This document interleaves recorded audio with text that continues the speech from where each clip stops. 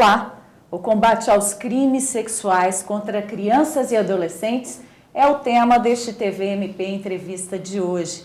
Eu converso com o promotor de justiça do Ministério Público de Minas, Carlos José e Silva Fortes, coordenador nacional do movimento Todos contra a Pedofilia.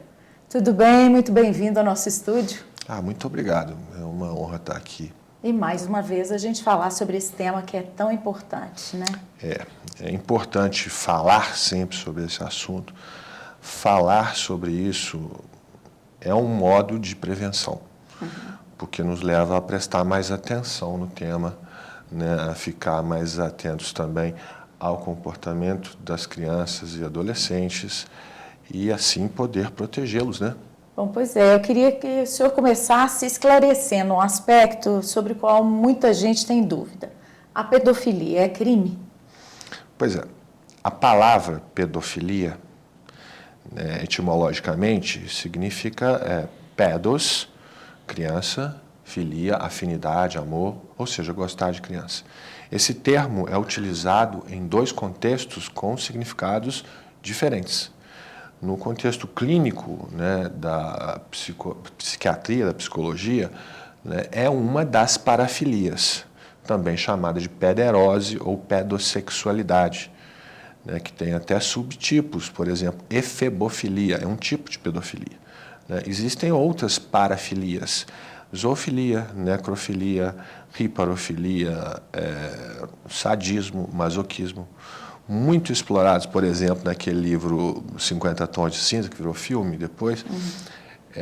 E é um comportamento sexual não ortodoxo.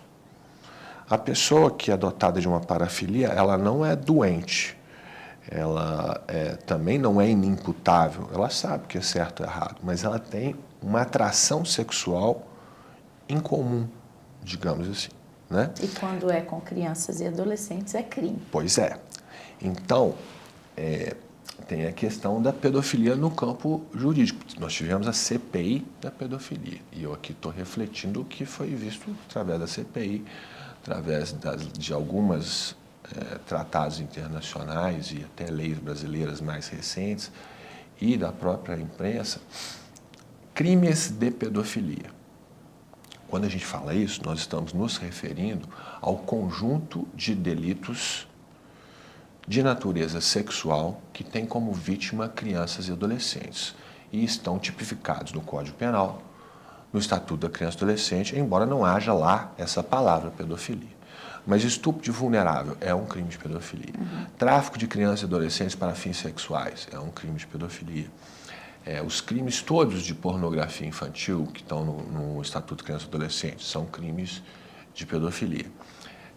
Tanto os de exploração sexual quanto os de abuso sexual de crianças e adolescentes, todos eles são crimes de pedofilia. Quem os pratica não é necessariamente um pedófilo clínico. O criminoso pedófilo é o que pratica crime de pedofilia. Não é necessariamente... A pessoa pode sentir atração, mas não praticar os crimes. Sim, né? Eu fiz essa distinção, assim, demoradamente lá no livro, vou resumir para você, que tem essa pessoa que ele é pedófilo, ele tem atração sexual, considerado um conceito clínico. Ou seja, ele tem atração por criança, ele sabe que é errado e ele não vai realizar nenhum crime, porque ele sabe que é errado e ele não quer infringir a lei. Tem freios morais também, tem freios religiosos, seja o que for, né? Mas ele não deixa de ser pedófilo no campo. Por outro lado, a gente tem as pessoas que não são pedossexuais, não são pedófilos na definição clínica, mas são criminosos pedófilos. Por exemplo, quem vende pornografia infantil, quem produz pornografia infantil.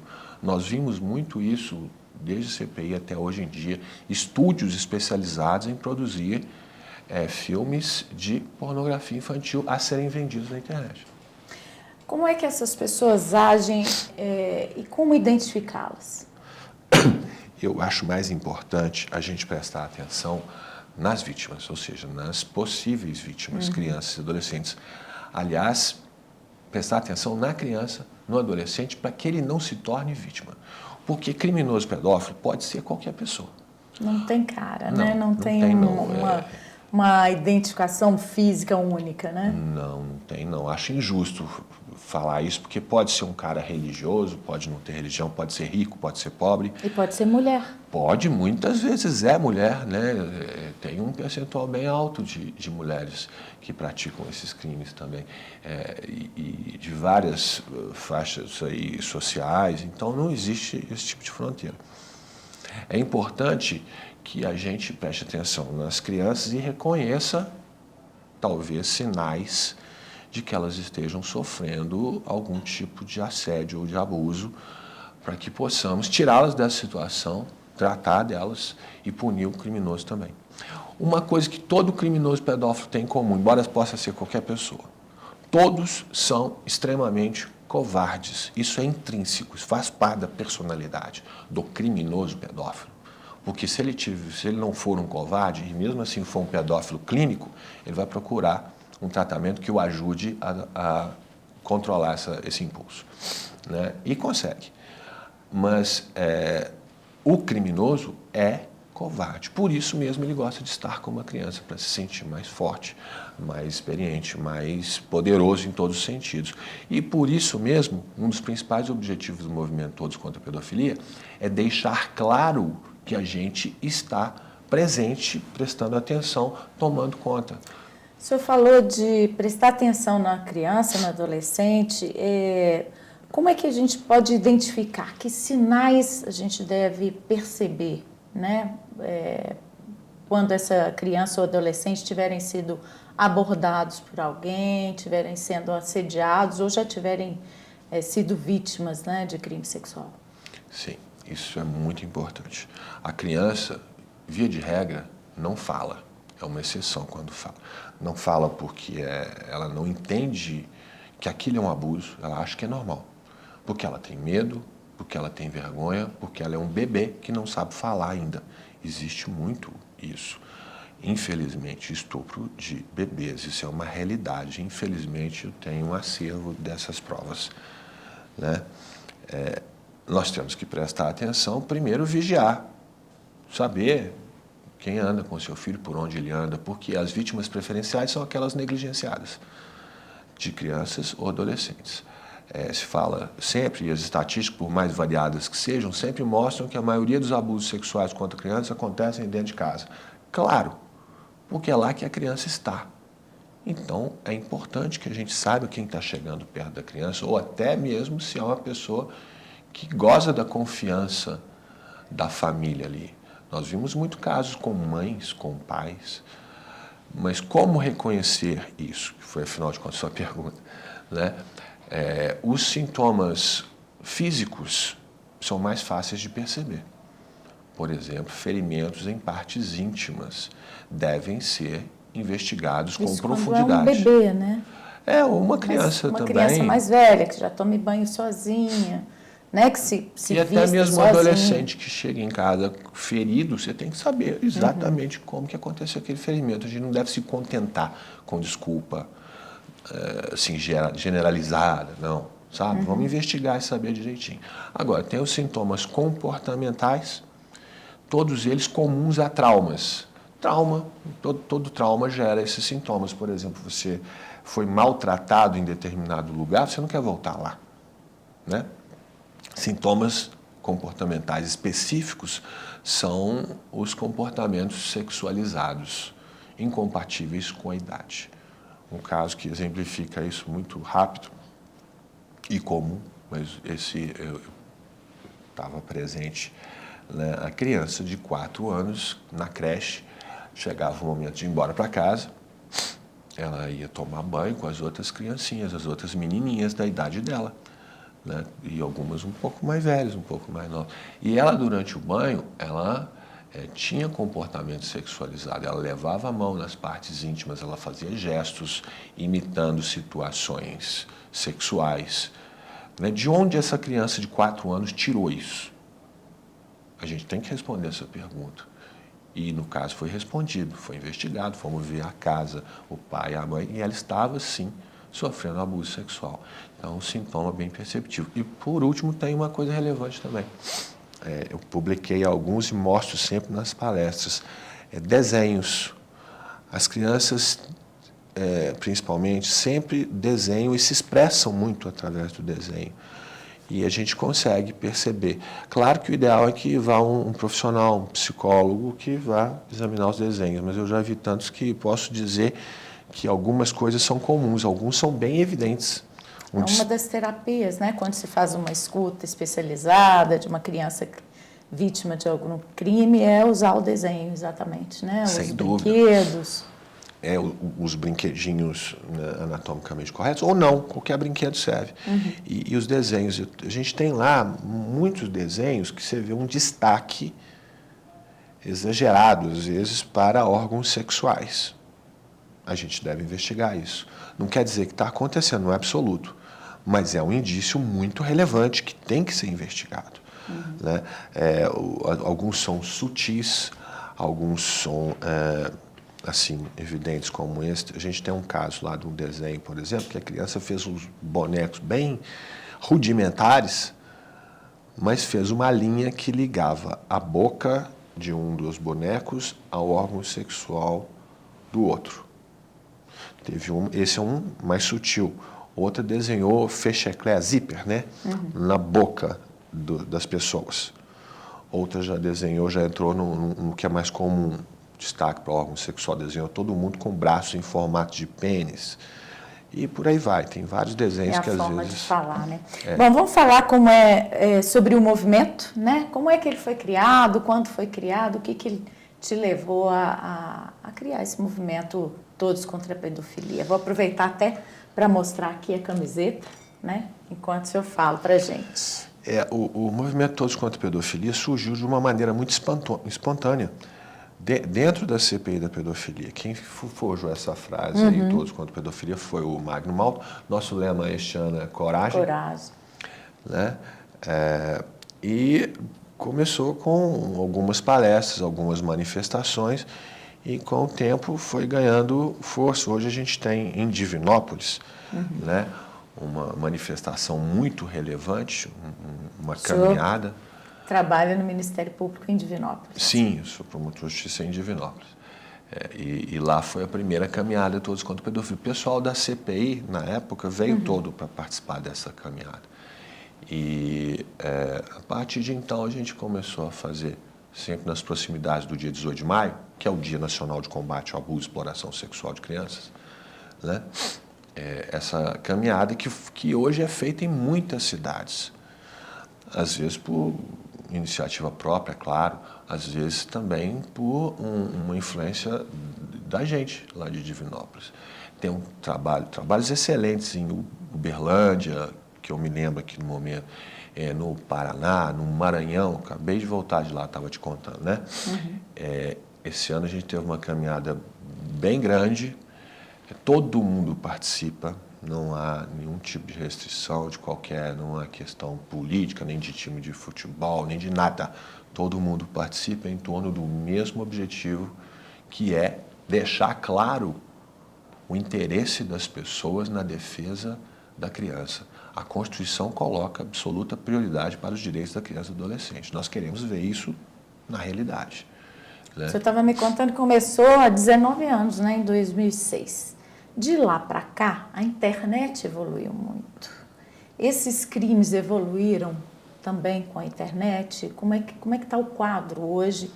Porque a internet é um meio muito usado, né, por criminosos sexuais. Eu acredito que a internet não é uma parte do mundo. Não tem esse negócio de mundo virtual e mundo real. A gente tem o mundo e a internet é uma parte importantíssima dele. Né? Acredito que ela é um instrumento poderosíssimo, maravilhoso, melhor meio de comunicação jamais inventado, sem dúvida, né? Que pode ser usado para o bem ou para o mal. E é usado das duas formas. Né? Tem muita gente boa na internet, tem muita gente ruim também. Não acho que a internet aumentou nem diminuiu, ela refletiu a sociedade, porque crimes de pedofilia, quando eu digo isso, eu estou dizendo todos aqueles, desde estupro de vulnerável, pornografia infantil, tráfico de criança, etc., etc., eles existem desde sempre, desde que existe registro. Eu procurei registros bem antigos lá para para o meu livro, achei desde lá do tempo do Antigo Egito, tinha registro disso. Não é novidade, né? E isso tem aparecido mais nos últimos anos, graças às várias campanhas que existem, todas igualmente relevantes, o Maio Laranja, Faça Bonito, Todos contra a Pedofilia, Proteja Nossas Crianças, todas elas, e outras de outros países também, que têm campanhas semelhantes, já tive a ocasião de conhecer, elas deixam a pessoa mais à vontade para se manifestar. E é preciso que se manifeste, por dois motivos. Primeiro, porque a nossa manifestação é um recado poderoso contra esse covarde que é o criminoso pedófilo. Nós estamos dizendo para ele o seguinte: eu sei o que é isso, eu não vou deixar barato não, eu vou denunciar, eu estou atento, essas crianças aqui à minha volta, elas não estão abandonadas, não estão negligenciadas. Há um movimento de vigilância da internet, das atividades desses criminosos na internet?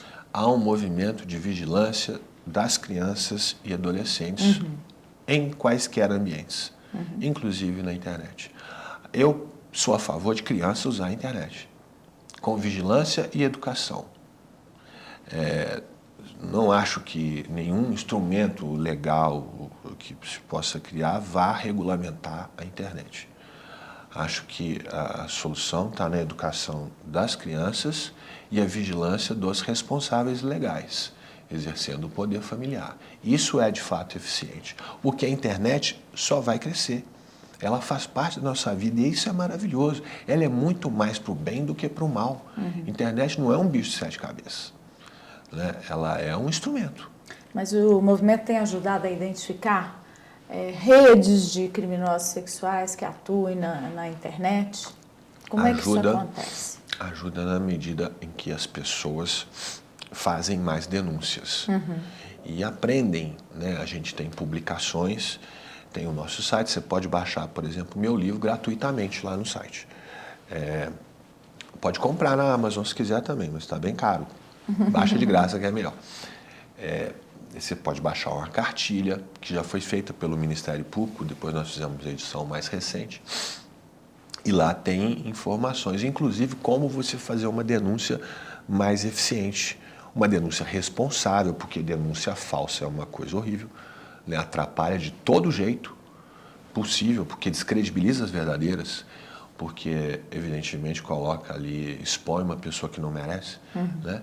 Então, facilita e deixa a pessoa mais à vontade. Então, pelo site do movimento, a pessoa pode fazer denúncias? Não, a denúncia deve ser feita nos órgãos legais. Quais seriam esses canais?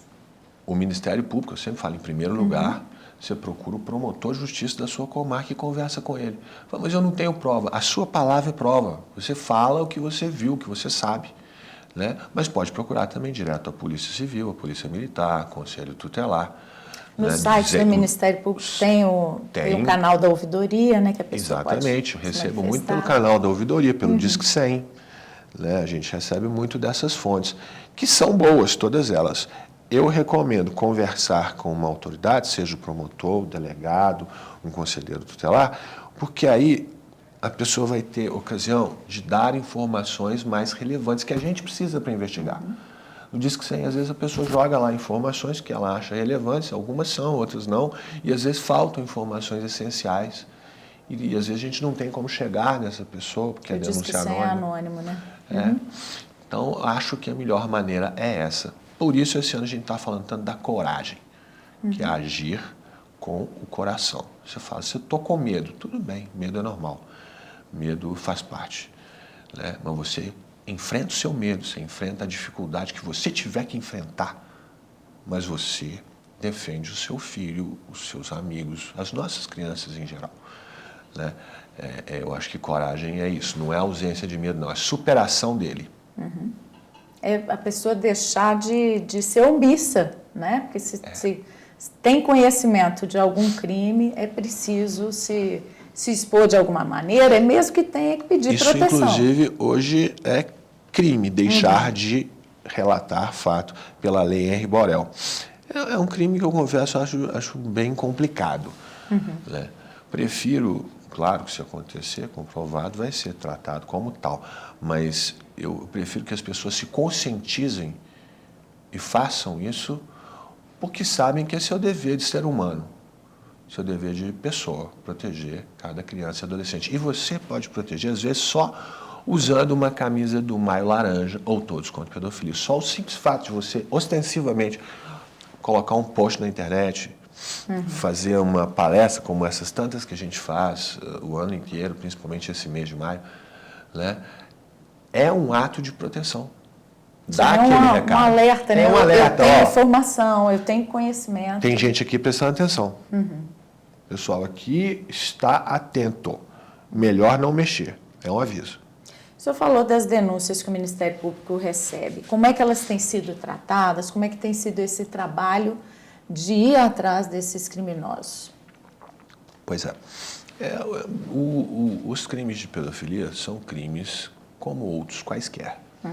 Tem que ser investigados, né, previamente, através do inquérito policial, se já não houver elementos suficientes, e o promotor com atribuição vai fazer a denúncia e tratar dele. Na área da infância e juventude, a gente trata muito da vítima também. Como é que tem sido esse acolhimento, né? Quando se é relatado um crime e há provas de que essa criança ou adolescente foi vítima de um crime, como é que tem sido o tratamento dado a eles? Essa é a minha promotoria. É o que a gente faz com mais frequência. Primeiro objetivo é defender a vítima, acolher a vítima, tirá-la da situação de abuso. Vamos escolher a melhor maneira de fazer isso. Prefiro sempre afastar o abusador. Se o ambiente não for tão tóxico, seja melhor afastar a própria vítima, né? E tratar daquilo que for necessário tratar. O atendimento físico, clínico, o atendimento psicológico, clínico, o atendimento social também é importante. Esse tipo de delito, ele ataca todos os direitos da criança e do adolescente, desde a vida, saúde, educação, até a convivência na sua própria sociedade. Então a gente tem que tratar disso, né? Tem que tentar melhorar e fazer com que hajam menos sequelas, porque elas vão acontecer. São crimes muito graves que geram sequelas. Uma criança que sofreu abuso com 3, 4 anos de idade, ela não lembra de nada, mas ela vai ser afetada pelas sequelas daquele fato. Que recado o senhor daria para pais quando o crime for cometido por alguém de fora ou para outros responsáveis, na escola, por exemplo, para quando o crime é cometido dentro de casa? Quais são as dicas, né, para que essas pessoas fiquem alerta? O primeiro recado é: evitem que o crime aconteça através da sua atenção, da sua manifestação ostensiva de que as suas crianças não estão negligenciadas, seus adolescentes não estão abandonados, que você, pai, mãe, é responsável e aquele menor de idade, seja criança ou adolescente, está, de fato, sob a sua proteção. E aí é abandonado no mundo real ou no virtual, não pode deixar a criança sozinha no celular, navegando na internet. É aquilo que eu te digo, é o mundo. Você tem que olhar em todas as suas facetas, inclusive na internet. O senhor é a favor dessa proibição do celular, do uso da internet? Eu sou a favor da regulagem. A proibição do celular na escola já existia há muito tempo, né? Uma lei estadual aqui de Minas já dizia isso. Eu acho que deve ficar a cargo do professor, porque o celular é útil muitas vezes para trabalhar, né? Acho que a gente não deve impedir o progresso, não. As crianças têm que aprender a usar a internet, mas tem que ter conscientizar, né? Tem que ser vigiadas ali. Tem um filho de 8 anos, ele usa a internet, mas ele tem horário para usar a internet. Tem os programas que monitoram. A gente vê o que ele está fazendo ali. Ele não está ali abandonado, não. Né? Ele está aprendendo a lidar com um instrumento que é indispensável hoje em dia, né? Então, o primeiro conselho é esse: evitem que aconteça através do seu amor, da sua vigilância, da sua coragem. Não é fácil, eu sei, você chegar lá para um marmanjo de 17 anos e falar: me dá teu celular aí que eu vou dar uma geral. Mas você tem que fazer isso. Ele está sob sua responsabilidade. Para encerrar, quem quiser participar do movimento Todos contra a Pedofilia, o que tem que fazer? Simplesmente se manifestar. Coloca um post, se informa, comparece a alguma palestra ou faz na sua cidade. Se quiser entrar em contato com a gente, tem o site, TCP, de Todos contra a Pedofilia, Brasil.com.br. Na tela. Isso. A pessoa pode entrar lá e saber quando vai ter palestra, se quiser participar das que eu faço. A gente tem um pessoal que vai nas escolas também. E pode baixar o livro, pode baixar a cartilha gratuitamente ou pode contribuir para a feitura de outros livros e cartilhas também, se quiser. Doutor, muito obrigada por ter vindo aqui conversar conosco mais uma vez. Estou às ordens sempre. Sucesso com o movimento sempre. Muito obrigado. Obrigada. E a você que esteve nos assistindo, confira os nossos outros programas no canal do YouTube, mpmg.oficial, e acompanhe as notícias do Ministério Público de Minas, no nosso site e nas redes sociais. Eu volto em breve, até.